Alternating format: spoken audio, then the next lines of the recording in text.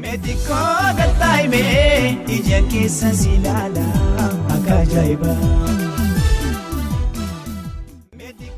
Ashama maatii chaanaalii King caalaa kan taatan hundi keessan akkam fayyaa keessanii galata isaa faa galatu annagaa goote akkuma ta'ee dhiibbamee maal ta'ee dhaga'ee jira akkam jirtu ayyee baga nagaa naaf taatanii turtii ji'a tokko yookiin turtii guyyoota 32 booda addaa walitti deebinee jirra.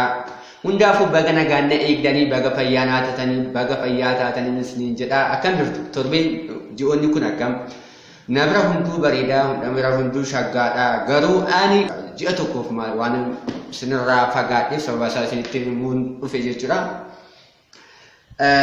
Ji'a kana keessa dhuguma dubbachuuf dhugumaan isinitti himaa wanta isinitti isin jalaa dhoksuun qabu waan ta'eef waa'ee koo beekuu qabdanii maaliif akkan sinirraa ture isuma dhugaan isinitti himuu barbaada.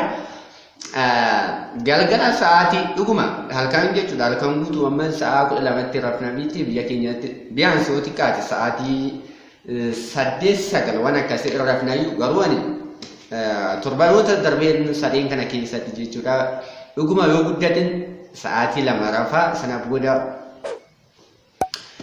ashaweenaa jechuudha kana booda olumaaf gadi fiigee akka ijoollee kanan taphadhu akka duraanii ofii hojiin hojjedhu ofii akkasumatti sammuu kan koo keessa deddeebi'ee waa maga yookiin gammachuu yookaanis gadda nan beelessu nan dheebossu nama na yaachisaa nama na jibbisiisa nama kaan immoo jechuudha. Kanaafuu kanan ta'ee erga sanii hayyoota warra ogummaa qaban gaafannaan warra beekumsa waan akkasii kana qaban mana raagduudhaa qajedheetiin eegasanii namootuma akkasii sana bira deemeeyyuu gaafin gaafadheef deebii ta'e wayiin argadhe jalallisii qabinaan jedhanii hundaafuu wanti ji'a tokkoof na tursiise jalala na qabinatti fakkaata. Kanaaf kanumaaf an bade malee waan biraa yookaan na dhukkubee yookaanis immoo sammuma namaatti irrattuu hagam infeektii wayii akka qabu torbanoota 2-3 kana keessatti arge jechuudha.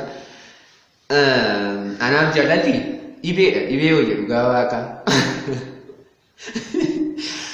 dhibee wayyaa baay'ee na cinqaa ture baay'ee dhugaa dubbachuu baay'ee na cinqaa ture intalli sun na laalaa jirta taanaan hojii kan kee waaqni siif haa kafalu jedhamu hundaaf waan hin jedhu qabu. Isin nagaa keessan ayyee baga nagaa naa taatanii isin immoo jidduu kanatti jechuudha sabiskiraabii namoonni hedduun keessan naaf gootanittu isanan jaalladha isinan kabaja.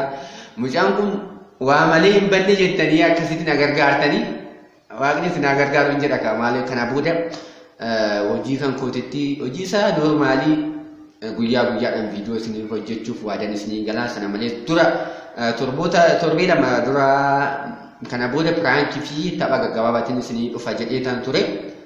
Akkuma laaltan biyya keenya keessatti haga ammaa barnoonni hin jalqabamne ani barataadha. Iddoon amma jiru maatii irraa jechuudha. Iddoo sana deemee piraankii babbareedaa ijoollee kilaasii wajjin akkasumas immoo ijoolleen hedduun isaanii jiran waan ta'eef isaan wajjin hojjedha jedheetan tureyyuu kunoo akkuma ilaalaa jirtan barnoonni jalqabuuf hin jiru. Kanaaf iddoodhuma amma jiru kana taa'etan hojiidhuma duraan hojjechaa ture isinii hojjedha jedheetan yaada.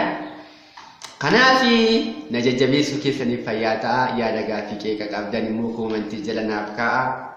Namni sun akka misiisa isaa akka immoo siif milkaa'ee wanti baateef wanti ji'a tokko si miidhe kun naan jechuu hin dandeessu koomentii jalatti achi keessan takka takkoon isinii deebisa jechuudha. Akkasii isin immoo ji'oota hafa darbe kana jechuudha 7-2-3 darban kana keessatti waa hedduun dhaga'e. Ani yeroo darbe kana jechuudha yeroo baay'ee waan nuti deebi'u kana yuutuubiitti deebi'u wanti inni irratti gubu immoo waatsaappii feesbuukii waan akkasii kanan ilaalaa ture.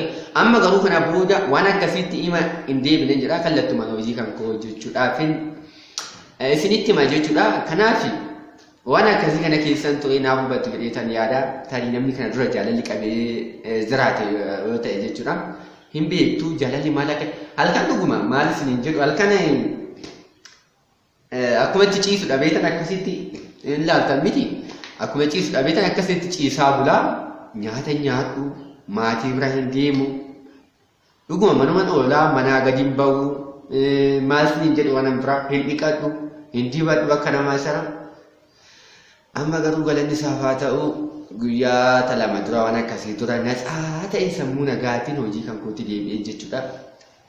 Gaar tokko hin jaalalli na qabuunsaa anaaf shaggaadha. Anaaf waan guddaa na barsiisa jechuudha.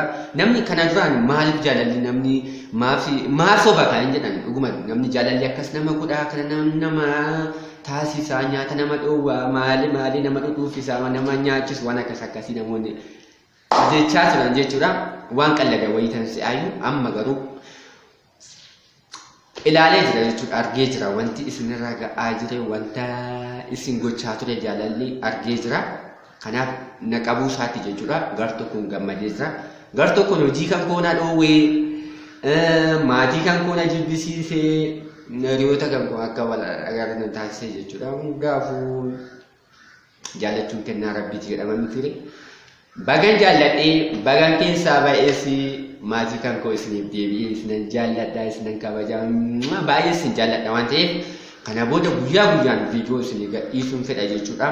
Viidiyoo kana immoo laayikii naa godhaa yaada yoo qabaattan immoo baga jaallatte jechuu dandeessu sana malees lakkii bagan jaallatin yoo jettanis akkas gochuu dandeessu laayikii naaf tuqa. Kana booda hojii babbareedaadhaan akka isiniif dhufu hawwiin qabaa abdiin qabaa waadanis ni gala fayyaa naaf ta'a isinan jaalladha. Bye bye hanga viidiyoo itti aanutti.